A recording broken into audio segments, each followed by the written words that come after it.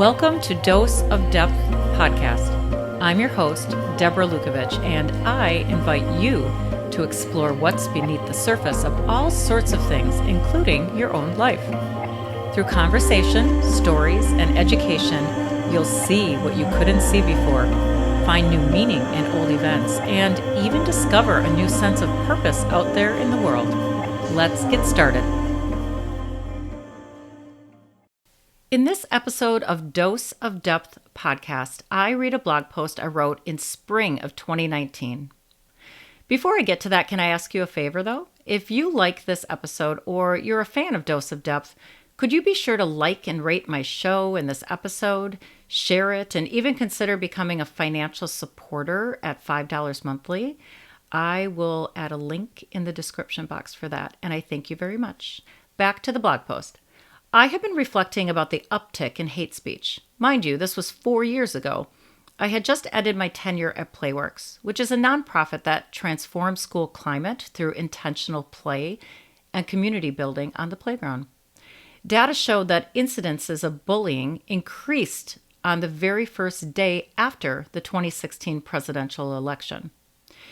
I had also been reading some Martin Luther King Jr. from his book Strength to Love and reflecting on how nonviolent resistance works from a depth psychology perspective.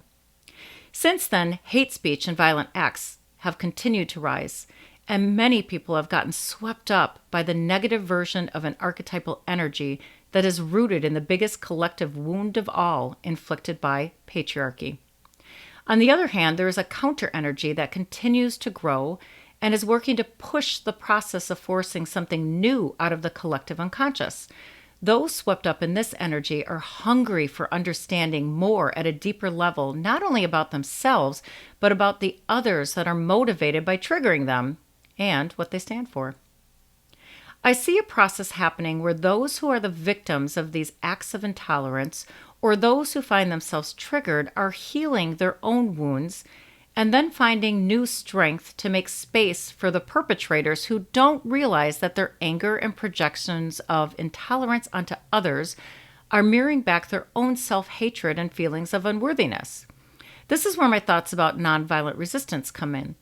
I think you're ready, especially if you have come into deeper relationship with your self, capital S, which is the bridge to the divine or God or quantum realm, who also wants to work through you to push consciousness raising to the next level for the purpose of dismantling unjust systems and replacing them with ones that serve humanity and the planet. Enjoy this old post that has even greater meaning today. Every moment is an opportunity, a modern application of nonviolent resistance. I was in a bar. No, really, this really happened. This bar is one of those Cheers bars. The servers sometimes wear t-shirts that say, "Where friends meet." On this occasion, I met the brother of a very nice man who was a regular. The next 15 minutes felt surreal as I became a target for something that this man's unconscious needed to project. The man seemed to be hyper-competitive and focused on winning, which often reflects a deep-seated insecurity or need for validation. I was preoccupied by his constant attempts to put his brother in his place over and over. And then he turned to me. It didn't take long before he aggressively pressed me for my political position. And when I replied with, "Well, I consider myself an independent, but I tend to vote for," he cut me off, frustrated that I didn't offer a black and white answer to his question. When I told him that if he stopped cutting me off, I could answer his question, his anger only intensified. Perhaps my independent, polite, and professional demeanor wasn't what he was looking for.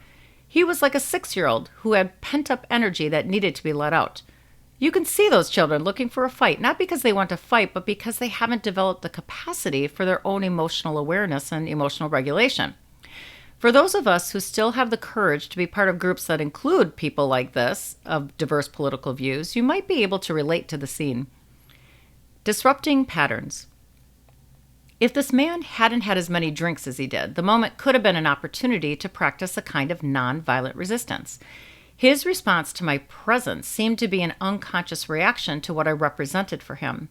It was as if he was looking for a fight, an opportunity to replay an old wound in a way where he could win this time. and something in my own unconscious offered him the opportunity to repeat the pattern, perhaps my own generational wound of feeling women's oppression. For me, nonviolent resistance is about disrupting a pattern of action and reaction. Recent research suggests that as much as 95% of our behavior is beyond conscious awareness. Some of these forces come from repressed personal experiences, some from generational patterns, and some from patterns of experiences that are as old as humanity. But what is the actual disruptor? Neutrality and feeling loved leads to trust. When I was the executive director of Playworks, I talked about our mission as love and nonviolent resistance, but I was not aware of why until I started reading Strength to Love by Martin Luther King Jr., 2010. In the foreword, his wife Coretta Scott King offered this, quote, "This book best explains the central element of Martin Luther King Jr.'s philosophy of nonviolence, his belief in a divine, loving presence that binds all life," end quote. Let me explain how I got from nonviolent resistance to Playworks. A child who has suffered trauma lives his life in survival mode, which manifests as defensive and sometimes violent behavior. This child is used to people treating him in a certain way, and when that expectation is met, it just serves to reinforce the need to project. The defensiveness is typically labeled as bad behavior, which is internalized by the child as bad child. I used to explain that Playworks teaches adults how to look at children's behavior through a different lens to disrupt the feedback loop for the child that serve to reinforce the child's understanding of himself as bad. Once you understand that wounded children and adults wound others, you will be able to see behavior through a different lens. This is not to excuse certain behaviors, but to understand their source and how to disrupt the behavior. A nonviolent resistance approach would manifest as meeting the child or person with neutrality and non-judgment, which is a powerful disruption to the old pattern that has been reinforcing the internalized sense of unworthiness. When the pattern of judgment is disrupted, there's a space that opens up where love and trust can enter. And once love and trust are there, one feels like they can raise the standards for their own behavior. Nonviolent resistance today. One of my passions is facilitating conversations about the collective wounds that prevent deep connection between men and women.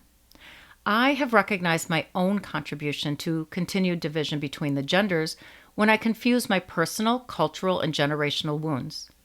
Coming of age in the 80s created a kind of automatic response in me to men's behavior and an expectation that they be able to read my mind. I'm not letting the men off the hook that are truly assholes. Rather, I recognize that my internalized fear and expectations of men have clouded my capacity to see them as fallible human beings. And one of the consequences of this unconscious pattern is that some good men have also internalized a sense of unworthiness. If you tell a person that they are bad enough times, they will begin to act as if that is true, or they will live in a perpetual defensive posture, diminishing their capacity to deeply connect with others. We are all just big, wounded children. Sometimes it feels as if there's a competition when it comes to whose wounds are worse. I'm a woman, but I find myself clarifying that what I have gone through is nothing compared to an African American woman. My son really struggled fitting into what I would describe as two very unloving, wealthy school districts, but I catch myself diminishing his suffering because he is white and a young man. It seems one of the most insidious tools used by those in power is the divide and conquer approach, where groups of people are distracted by competing for attention, instead of having empathy for each other as human beings and overcoming the systems of power that exploit all marginalized groups. Most of us have our own story and our own wounds, but without cultivating self-awareness of our unconscious patterns, we have little empathy for others who could otherwise join us on our journey towards equality and inclusion. What you can do: next time you find yourself in a conflict, try responding with curiosity about the other person's reaction instead of reacting defensively, which is just a reflection of your own fear of something. That sounds something like, that's interesting. I'm pausing. Or, why do you feel that? Or, when did you start thinking or believing that? If you're interested in learning more about creative ways to apply nonviolent resistance daily, send me an email at dlukovich@gmail.com. Or if you have ideas about how I can bring my workshop about facilitating a conversation between the collective wounds that prevent deep connection between men and women and bringing this to more people, send me an email too. I hope you liked my reading of an old blog post that is more important than ever. Maybe you're ready to move past being triggered and want to develop the capacity to hold space for and reflect on behalf of people who can't, people whose awful behavior reveals their deep wounds. Until next time.